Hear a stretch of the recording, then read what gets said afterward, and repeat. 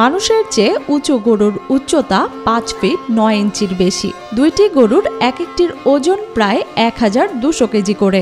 এর নাম হচ্ছে নিডো, এর নাম হচ্ছে ফিডো। বাংলাদেশে যারা খামার করে বা গরুর প্রতি ইন্টারেস্টেড সবাই জানে। এই গরুটা এখন আছে হচ্ছে আপনার 1170 কেজি, আর ওইটা আছে হচ্ছে 1205 কেজি। আলহামদুলিল্লাহ এইবার 2024-এর কুরবানি ঈদে বাংলাদেশের মধ্যে সেরা দুইটা হলিস্টাইন ফ্রিজিয়ান নিডো এবং ফিডো। বিশাল আকার এই গরু দুইটির দেশ সেরা বলে দাবি বগুড়ার দরগাহাটের তরুণ উদ্যোক্তা তৌহিদ পারভেজ বিপ্লবের। নিউজিল্যান্ডে 3 বছর আন্তর্জাতিক ব্যবসা নিয়ে উচ্চ শিক্ষা শেষে দেশে ফিরেই গড়ে তুলেছেন এই গরুর খামার। আমাদের দেশে যে দুধের গরুগুলো সেগুলো তো অস্ট্রেলিয়া, নিউজিল্যান্ডের। যখন আমি নিউজিল্যান্ডে ছিলাম তখন আমি প্রচুর খামার ভিজিট করতাম। তো আমার কাছে তখন মনে হতো যে এত বড় পরিসরে তো আমাদের জায়গা নেই, আমাদের দেশে ওদের অনেক ফাঁকা জায়গা, তো আমরা এইখানে কিছু করতে পারি কিনা।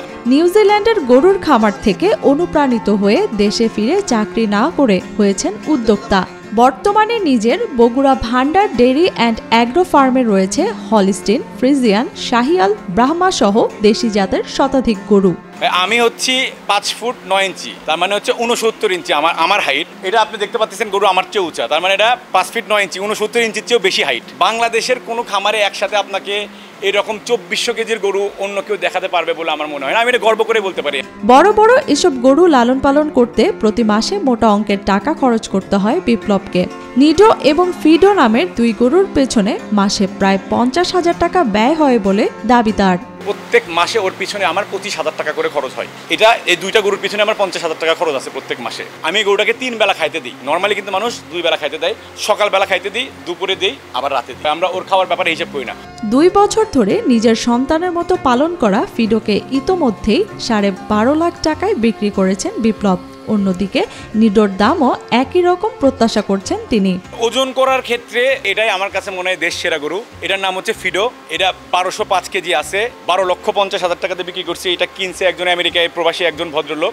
কোনো ধরনের মোটা তাজাকরণ ওষুধ ব্যবহার না করে শুধুমাত্র দেশীয় খাবারেই গরুগুলো এত বড় হয়েছে বলে দাবি করেন বিপ্লব। প্রতিদিন খাবার হিসাবে এদের দেয়া হয় বুট, ডাবলি, ঘাস, গমের ভুসি ও খৈল। এখানে আমরা যখন ছোলা এবং ডাবলি এবং ভুট্টাকে পুরাটাকে ভেঙে ক্র্যাশ করে এর মধ্যে দেই, এগুলোর ভিতর পর্যাপ্ত পরিমাণে প্রোটিন আছে এবং খাওয়ার যে জিনিসগুলো আমরা দেই এটার ওজন হিসাব করে দিই না। এই দুটা গরু প্রত্যেকদিন অন্ততপক্ষে আপনার 40-80 কেজি ঘাসও খায়।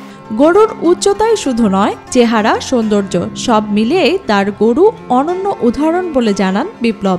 এমন গরু অন্য কোনো খামারে দেখা যাবে না বলেও দাবি করেন তিনি। আমি এখনো পর্যন্ত এইটার চেয়ে হাইট আলা গরু দেখি নাই। এবং নট অনলি হাইট, গরু তো আসলে সৌন্দর্যের উপর। ওর যে মাথা, ওর যে শিং, ওর পা, ওর যে কালার এবং ওর যে উচ্চতা, সব মিলে এটা একটা কমপ্লিট প্যাকেজ। এখন আমি এতটুকু বলতে পারি যে চ্যালেঞ্জের বিষয় নয়, গর্ব করে বলতে পারি যে বাংলাদেশে নিডো এবং ফিডো দেশ সেরা গরু। বাংলাদেশের মধ্যে এরকম দুইটা গরু অন্য কোনো খামার দেখাতে পারবে না। তবে এত বড় বড় গরু পালন করলেও বিদ্যুৎ সহ নানা জিনিসের দাম বেড়ে যাওয়ায় খুব বেশি লাভ হবে না বলে জানান বিপ্লব। আগের তুলনায় গরু প্রতি ব্যয় বেড়েছে বলেও দাবি এই খামারের। গত বছর এক একটা গরুতে প্রতি মাসে আমার খরচ হইতো 8 থেকে 10,000 টাকা। এই বছর আমার প্রত্যেকটা গরুতে খরচ হচ্ছে 15,000 টাকা করে। তাহলে প্রত্যেক মাসে প্রত্যেকটা গরুতে 5,000 টাকা করে খরচ আমার বেড়ে গেছে। সেই হিসাব করে আমার কাছে মনে হইতেছে এই বছর খামারে আমার লস হবে, শুধুমাত্র দ্রব্যমূল্য আর ইলেকট্রিক বিল বেশির কারণে। এদিকে ছোটবেলা থেকেই গরু লালন পালনের প্রতি আগ্রহ ছিল বিপ্লবের। দেশকে দুধে ও মাংসে স্বয়ংসম্পূর্ণ করা সহ নিজেকে উদ্যোক্তা হিসেবে গড়ে তুলতে এমন খামার করেছেন বলে দাবি এই তরুণ উদ্যোক্তার।